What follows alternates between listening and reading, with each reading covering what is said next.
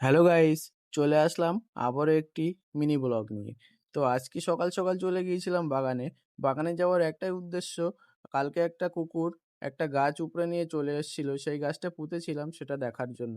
তো সেটা দেখতে গিয়ে দেখি আমাদের অনেকগুলো সুপারি গাছের মধ্যে এই গাছটায় সুপারি ধরেছে। তো আর কিছুদিন হয়েছে এই কচু গাছগুলোও পুঁতেছি। তারপরে যে গাছটা দেখার উদ্দেশ্যে এসেছিলাম সেই গাছটি হলো এটাই। এটা একটি লেবু গাছ। গাছটা বাঁচবে কিনা জানি না। তো সবকিছু দেখে আজকের ওয়েদারটাও খুব সুন্দর দেখাচ্ছিল।